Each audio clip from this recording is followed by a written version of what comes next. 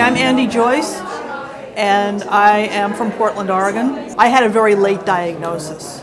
I was 44 when I was diagnosed. I think a lot of what I see is that people over 30 or 35 in particular are going undiagnosed and just wondering why it is that their lives don't work the way the rule book said. It's like this is what happened to me. It's like I just tried and tried and tried and tried so hard, to make people like me, and I couldn't do it. It's like I would just repel people I really cared about, and it was just bad. And it's like I would like the people who are in the same boat as me, who just feel like who feel like failures, that no, this is not your fault. You didn't do this to yourself. That you're not the waste of skin that society wants you to believe you are. I really think that there are a lot of talents that are going to waste because people don't have the social skills to put them across to people, to sell them. It's like I know I've been in that boat, and I would like I'd like there to be more help with that, because I think women in particular, we're basically expected to be more socially adept than men. We're supposed to be able to decode people's unspoken desires and needs, without ever having to be told. And frankly, I stink at it. I'm terrible at that. It's like I really need things spelled out for me in a way that I know a lot of people would find kind of tedious. But if I need it, I need it. It's like if that's who you are, then there's no need to apologize for it. You just need to let people know. It's like I know that it's like when I went to my therapist who diagnosed me, that was the last thing on my mind. I just felt like I was depressed and had these perseverative thoughts that wouldn't leave me alone. And even though I tried to break them up, and I remember my partner, he said that maybe I should see a therapist who dealt with neurolinguistic programming, because that might help stop the perseveration stuff. So I looked up a therapist who was on my insurance who did that sort of thing, and I was with her in the office for 10 minutes, and she said, "You got Asperger's." I was like, really? Because all the stuff that I had heard about Asperger's was about these cold fish computer geeks who didn't want to be touched, and that just wasn't me at all. And she said, no, that's one possible presentation of it. It's like a lot of the time when we get it's like or there's other people who read about this stuff and diagnose themselves, because a lot of therapists don't have the tools to do that with adults. Adults have developed a lot of masking skills. We can go overlooked because by the time we're in our 30s or 40s, we've learned a lot of masking skills. We've learned to stim under the table or something like that. Or we can stop. We can appear fairly standard brained and for 10, 20-minute stretches. And then people expect us to be able to do that all the time, and they're very disappointed in us when we don't. I basically had a bullseye painted on my head as far as my peers were concerned. I mean, I wasn't even all that fat then. That came later after I got so severely depressed that I had to be on heavy-duty meds. But even without being all that fat, I was weird. It's like I couldn't keep my finger out of my nose, was constantly tripping all over myself, dropping things, bumping into stuff.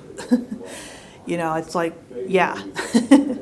Wouldn't have mattered what I looked like, I would have been picked on. And I was labeled gifted because I was hyperlexic and I knew lots of words. And at that time, they thought that meant I was some kind of super genius or something, instead of this just being, one area of acceleration. And I wasn't all that accelerated in other areas. You know, it's like, it was really hard because my parents expected me to get straight A's, you know, with the brain I had. And, you know, I just had too many distractions. It's like when I was in class and trying to pay attention, I have an auditory processing disorder too, which is something I also discovered much later, which is that, you know, if the teacher was talking and somebody else was talking in the room, I couldn't differentiate the teacher's voice from somebody else's. But I didn't know how to explain that to them. I had no idea. You know, it's like, I would just get really annoyed that other people were talking and wishing they would shut up. And, you know, it's like I would just get so involved in that and, you know, trying to figure out what the hell was so important that they were talking about that I would miss, you know, crucial sentences I should have been writing down. Yeah, it probably would have helped me if I'd had, you know, if I'd had closed captioning in the classroom or, you know, some kind of transcript of what the teacher said so I could look over it later. But, you know, again, they didn't know anything. You know, they just thought, try harder, try harder, try harder, try harder. And I tried and I tried and I tried. And oh my gosh, I think I made myself physically ill from all the trying. I mean, it's like as soon as I understood all these different things, you know, the face blindness and the auditory processing thing and the hyperlexia and, you know, all those other ancillary things that went with, you know, with being on the spectrum, it's, you know, I just went, it was like somebody turned on the light and I just went, oh. That's what this is. That's what this is. That's why I react this way. That's why other people react this way to me. But it's like, you know, and it's like, and then what happened after that was I got very, very severely depressed. I think after I was diagnosed, I really crashed because I had to go through this period where you know, I felt like I wasted my life not knowing about this. I wasted what should have been the best years of my life, and now they're gone and I'll never get them back. You know, I'll never have a chance to be young and carefree and understanding of myself and, you know, build a real life for myself and a nest egg and all those kind of things. And I got really, really depressed. Had to be put back on the hardcore meds again. You know, but it was necessary for me to go through all that. Because, you know, it's like, yeah, I mean, this is huge stuff not to know about. My grandfather, I'm pretty sure, was on the spectrum. He was never diagnosed. But, you know, I think my dad agrees with me. I wish I could have had more of a writing career. I mean, I did write professionally for a couple of years, and you know, it's like I kind of had an opportunity fall into my lap, and I took advantage of it. But I didn't, once that opportunity was gone, I didn't know what else to do. You know, I really didn't have any guidance, and you know, that career just sort of dried up for me. I'm writing a novel. There's actually two protagonists. One, you know, it's actually a teen novel, and there's two protagonists. One is a girl who plays baseball, and the other is a girl on the autism spectrum who's obsessed with baseball. And yeah, they have kind of an interesting, they develop a rather unique friendship, and the autistic girl helps the baseball playing girl, you know, get into a situation she couldn't have dreamed of, you know, in her wildest fantasies. It was ridiculous because I had this thing in my head, you know, since 2001. And I think I made the mistake of taking it to a writer's group, and you know, they just, you know, ripped it apart like a bunch of you know, crazed weasels. And the idea wouldn't leave me alone. It just every once in a while would pop back up and be like, not now, I don't have time now, I don't have time now, I don't have time now. And then, you know, 2 years ago, you know, it just kept gnawing at me. You know, it's like, okay, you've got to, okay, if I don't do this thing now, it's going to eat me. You know, it's like when I finally paginated it and looked at it, I was just like, oh my God, this goes on for 6 million years. You know, it's like, and I've got like the Aspie attention to detail in a lot of areas, you know, where I will like, you know, go on and on about pencil shavings or something weird like that, and then I'll forget about stuff like, okay, well, how did so-and-so react to this thing that they did? I mean, that's like a pretty big thing to leave out.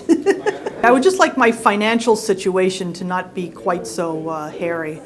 I'm working on a disability application now, you know, because in case this work dries up, it's like there's this and there's all these other issues that I have that are going to make it, and have in the past made it extremely difficult for me to work on site. I have gotten in trouble over and over and over again for what I now know were obvious autistic behaviors, in addition to all these other things I have like PCOS and you know,